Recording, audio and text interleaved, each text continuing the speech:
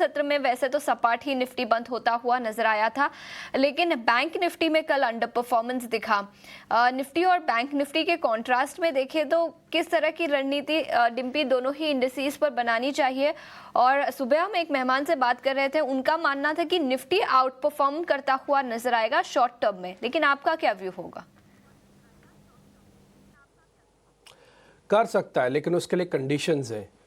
आप 12th में तभी जाओगे जब आप 10th पास करोगे, आप ग्रेजुएट तभी होगे जब आप 12th पास करोगे।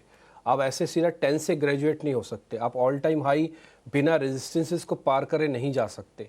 ये रेजिस्टेंसेस कौन से हैं, एक बार ज़रा स्क्रीन पे चार्ट दिखा दो, मैं आपको नोटिस भी कराता हूँ। ये है 24,400 500 वाली पूरी रेंज है। हमने चार्ट आपकी स्क्रीन पर आएगा तो आपको दिख जाएगा। डॉट डॉट कलर की लाइन जो है, रेड कलर की जो लाइन है, ये रेजिस्टेंस एरिया है। ये अगर आप पूरा चैनल देख पा रहे हो, चलो मैं आपको स्क्रीन पे दिखाता हूँ, पूरा चैनल आप देख पा रहे होगे। इसमें एक बार का रेजिस्टेंस, दो बार का रेजिस्टेंस है, थर्ड ये और लास्ट रेजिस्टेंस है। इसके बाद देखो कोई भी रेजिस्टेंसेस नहीं है। मार्केट फिर सीधा ऑल टाइम हाई की तरफ भी बढ़ सकता है। मैं ये नहीं कहा कि लगा देगा, मैं ये कहता हूँ कि बढ़ सकता है और फिर काफ़ी तेज़ बड़ा मोमेंटो भी आ सकता है। बट जब तक हम 24,500 को पार नहीं करते तब तक ये दिक्कत बनी रहेगी। बोले फिर ये रुकेगा कहाँ पर आके? तो ये पहला इमीडिएट सपोर्ट इसी कंसोलिडेशन एरिया का है, जो कि करीब करीब 24,000 के आसपास का बनता है।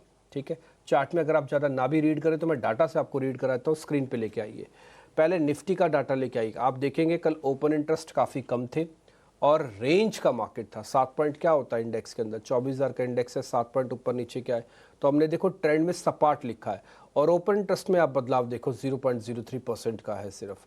ठीक है जी, तो 24,337 के आसपास ये बंद भी जाके हुआ है। तो ये ना रेंज का ब्रेकआउट किया, ना ही रेंज का ब्रेक डाउन इसने किया, ये रेंज में रह गया।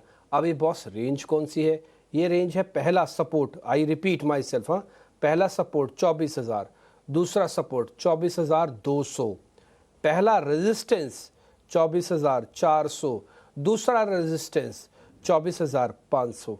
तो अगर आपसे मैं पूछूं कि रफ आपकी रेंज क्या समझ में आई, तो आप ये मान लो कि 400 450 पॉइंट के अंदर अभी हम फंसे हुए हैं। कोई भी डिप मिले प्लस करना, डिप ना मिले रुक जाना।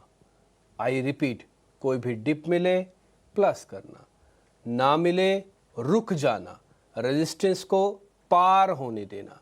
कौन से रेजिस्टेंस है? 24,400 और 500। बोले सर महंगा दिलवाओगे आप? महंगा नहीं दिलवाऊंगा, कन्फर्मेशन से बताऊंगा। नहीं तो आप 24,000 काल 400 450 पे जिसने लिया है, कल वो वहीं ट्रैप हुआ। आज गिफ्ट निफ्टी ने 100 पॉइंट अगर और खा गया तो 100-150 पॉइंट नीचे आ जाएगा। होगा क्या? लिया तो उसने भी रेंज में ही है, लेकिन उस रेंज को उसने टॉप पे लिया, इसलिए फंस गया।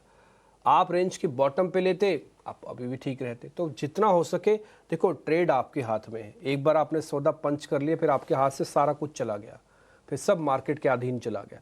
जब तक आप सौदा पंच नहीं करते, सब कुछ आपके हाथ में है। आप लो नहीं लो, ज़्यादा लो कम लो, नहीं लो प्लस करो, उल्टा करो, टेढ़ा करो, जो करना है सो करो। लेकिन एक बार पंच हो गया फिर आप कुछ नहीं कर पाओगे, फिर मार्केट करेगा जो करेगा। आप सिर्फ भगवान से प्रार्थना कर सकते हो। ठीक है जी, तो ये रफ हो गए सारा पॉइंट्स। मैंने आपको रेंज भी बता दी। ऑप्शंस वालों को क्या करना चाहिए? ऑप्शंस वालों को कुछ नहीं करना चाहिए। आज अगर फॉल आ रहा है तो पहले चेक करने देना ये फॉल कितना लंबा और एक्सटेंड हो सकता है। मेरे हिसाब से मैं अपना एनालिसिस बता देता हूँ, 24,200 एक बार हम टेस्ट करने के लिए जाएंगे। अगर ये ब्रेक हो गया तो आपको 200 पॉइंट और नीचे मिलेगा निफ्टी। तो कोशिश करना 24,200 को वॉच करना, 24,000 के लेवल को वॉच करना। इन दोनों लेवल्स पे कहीं ना कहीं पोजीशंस बनाएंगे और यही दोनों ही सपोर्ट एरिया मैंने भी आपको लिखवाए हैं जो अपनी स्क्रीन पर देख पा रहे हैं। पुट कॉल रेशियो भी मैं बैक टू बैक नोटिस करवा देता हूँ, वो एक की है, फेयर वैल्यू है। सेना अपना काम करेगी।